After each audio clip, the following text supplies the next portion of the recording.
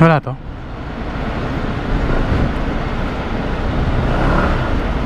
Sira? Sira po. Ako lang. Manual pala.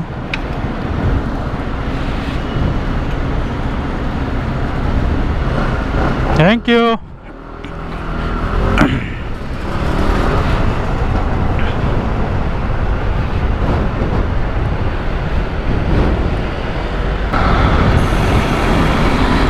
Yo, yo, yo. Kamusta sa mga tito natin dyan? It's your Tito Rides. Woo! Kamusta? Today's Thursday, 22nd of August. Uy, holiday bukas guys. Holiday tomorrow. Meron ba tayong ano dyan? Long weekend. Long weekend. Meron ka bang plano dyan? Anong plano mo this long weekend? Nasaan ang rides natin dyan mga tito? Ha? Here we go. Pauwi na tayo galing work. Woo! Alright. Kamusta sa mga tito natin dyan na taga-subaybay ng ating channel Tito Rides? Okay, gusto ko lang magbigay ng honest review dito sa ating scooter, sa ating adventure scooter, itong Husky 150, Sim Husky 150. I've been using this for a little over 1 month na rin. So far we've clocked in 242 kilometers. So hindi pa ganun katagal yung mileage nya, but yeah, gusto ko lang magbigay ng honest feedback or honest review sa scooter na to, kung ano yung mga nagustuhan ko at saka yung mga hindi natin masyadong nagustuhan sa motor na to. And I hope na makatulong to dun sa mga nagbabalak or kino-consider na bumili ng scooter na to, no? Alright, so huwag na tayo magpaligoy-ligoy pa. Simulan na natin. Simula tayo sa mga nagustuhan. Okay, mga pros, sa mga nagustuhan ko sa paggamit dito sa scooter na to, no? So unang-una na dyan is the suspension. Okay, napakaganda nung suspension niya, lalo yung rear suspension niya. Para kang dinuduyan, promise. Yung mga maliliit na lubak dito sa EDSA, no? Halos hindi mo siya well, mararamdaman mo, pero iba yung dating nung yung laro nung suspension niya.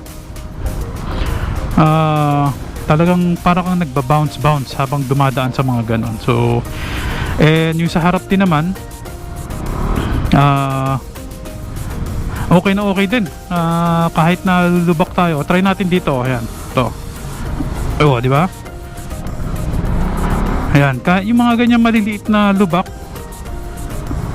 ramdam mo yung pag-bounce ng suspension niya. So napakaganda. Grabe yung ginawa ng Sim dito. Yung technology na ginamit nila sa lalo yung sa rear suspension nito, napakaswabe. Sulit na sulit. So iyan, isa yun sa mga nagustuhan. The moment na nung time na kinuha ko to sa Binelli Ortigas, nung ginamit ko siya pa uwi, talagang coming from Yamaha Aerox, stock by the way yung suspension ko ron, coming from that scooter to this, sobrang ramdam ko yung kaibahan ng suspension nito. So yun, unang-una, suspension. Okay, pangalawa na nagustuhan ko sa ating Sim Husky 150, pangalawa is yung riding position niya. So may pagka-upright yung riding position niya. So hindi masakit sa likod, hindi masakit sa balakang, hindi rin masakit sa mga kamay. Okay, hindi yung pag pumreno ka, tumutukod yung mga kamay mo, yung palad mo, hindi. So ito, maganda yung riding position niya, upright position. So katulad natin na may kalakihan, andun yung added comfort because of the position while riding the scooter. Okay, pangatlo sa nagustuhan natin sa ating same Husky 150, yung fuel tank capacity, guys. Okay, yung fuel tank capacity nito, ito sa capacity of 15 liters. Grabe. So nung kinuha ko to, nung unang nilabas natin to, advice ng kasa wag daw i-full tank. So nagpagastang ako na ng 500. That was over a month ago. To be exact, 1 month and 1 week.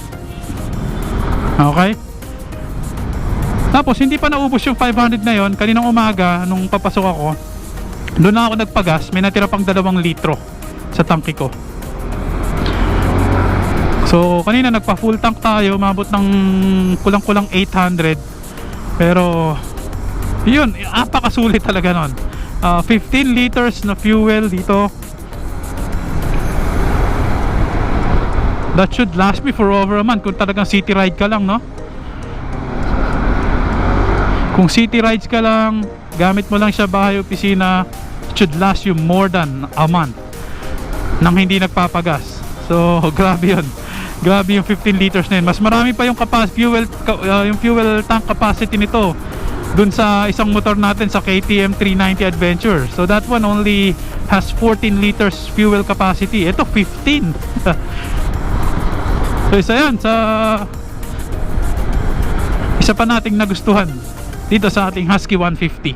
So isa pang nagustuhan ko is halos walang, hindi naman halos wala, mararamdaman mo meron pero very minimal yung vibration. Kahit na cold start siya, pag start mo ng motor, ay grabe.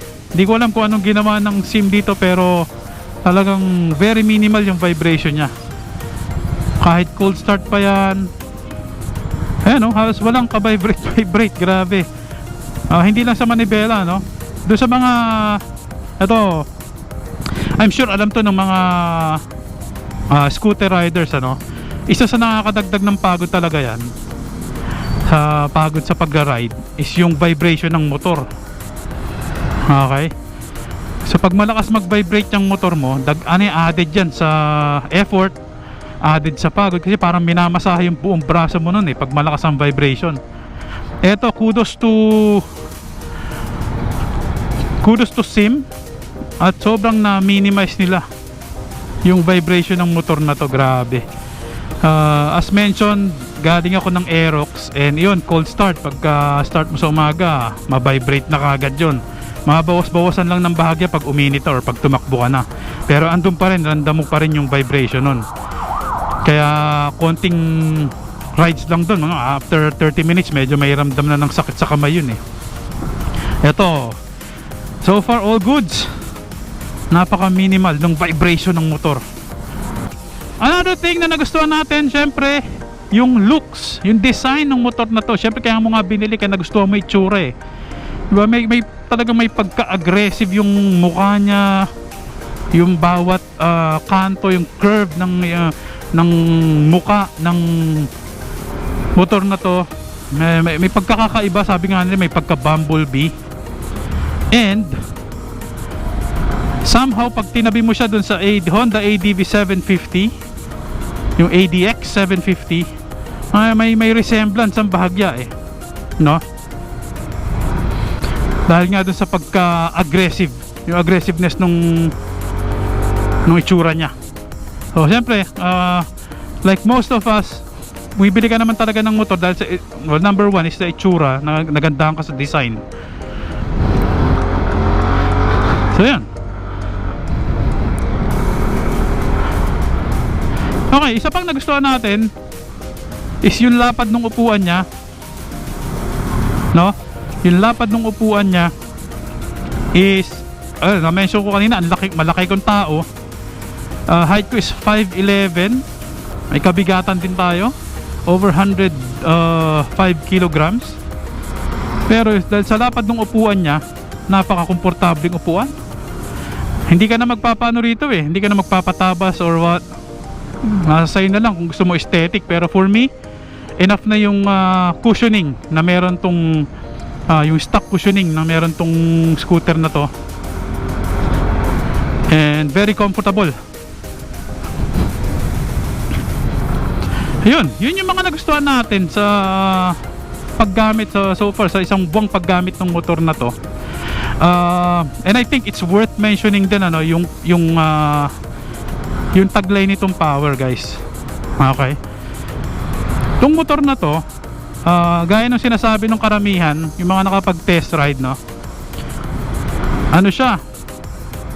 Sasabihin nila, mahina humatak, walang hatak and all, mabagal daw.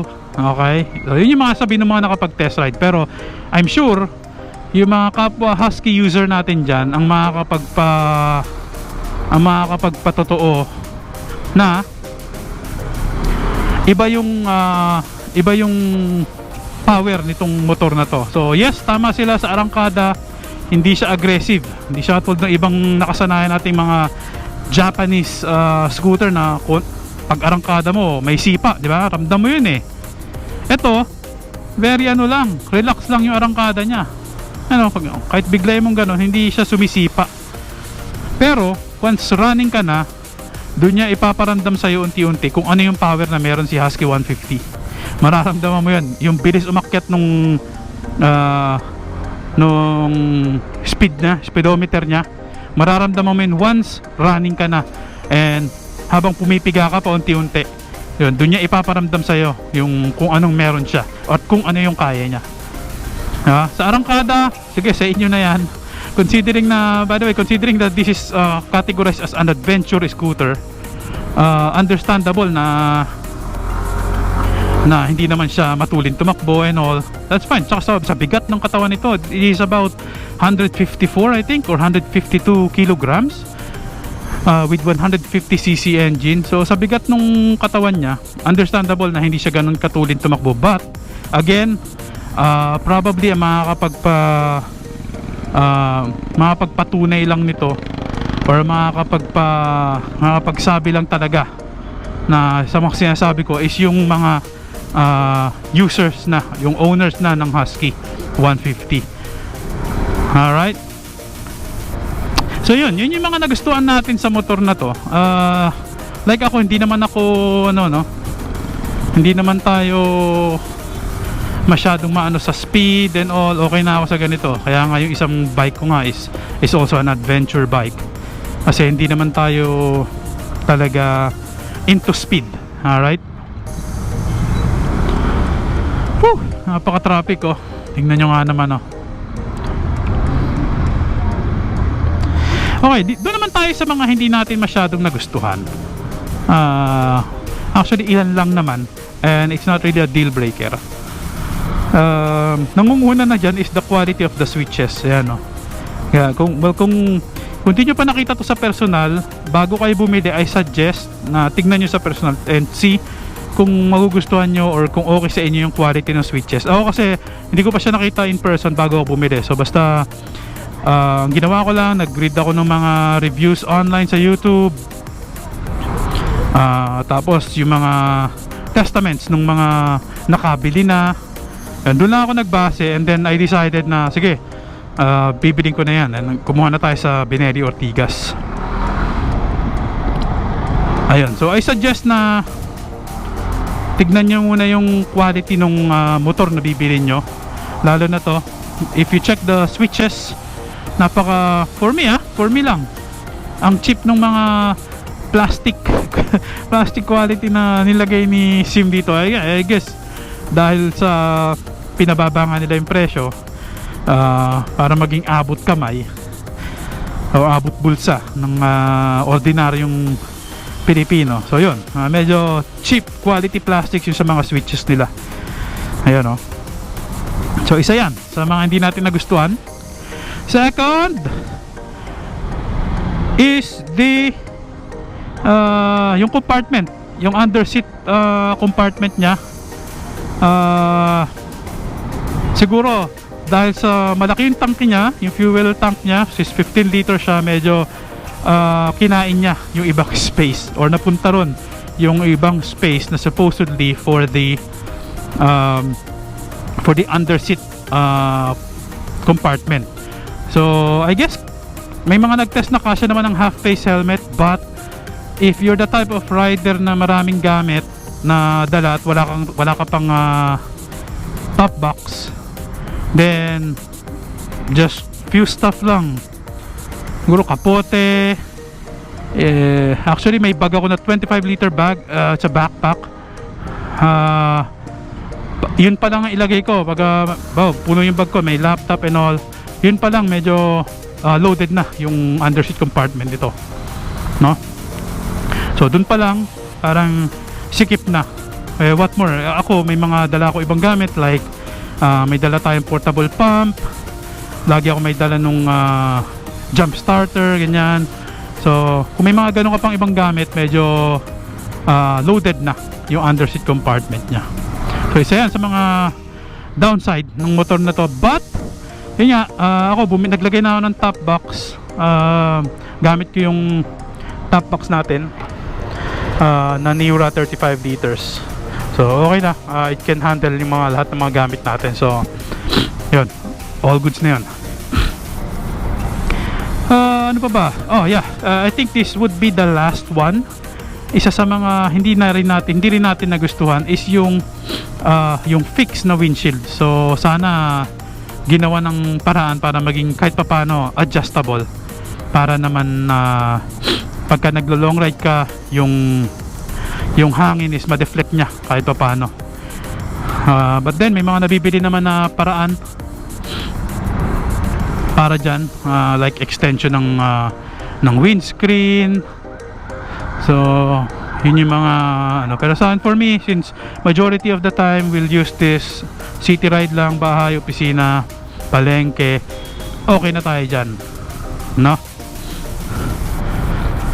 And I guess that's about it. Yun lang yung mga mangingilang-ilang bagay na hindi natin masyadong natripan dito sa motor na to.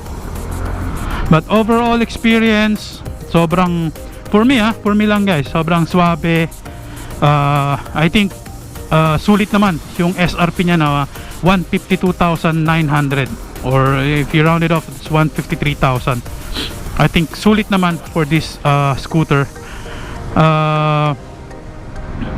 Siguro pagka na-try na natin siya i-long ride, yung mga tipong 2-3 hours ride or more, yun, I probably give additional feedback about this motorcycle, about this scooter, no? Yun lang mga tito, salamat sa panonood. Stuck tayo sa traffic, aga-aga pa, it's only tanghali pa lang, 12:90, no? Traffic na, no? Dahil siguro sa holiday tomorrow, maraming going out of town. So ayun, salamat sa panonood mga tito, hanggang sa muli. If you haven't, please like and share and follow my page, Tito Rides. This is your Tito Rides. Bye.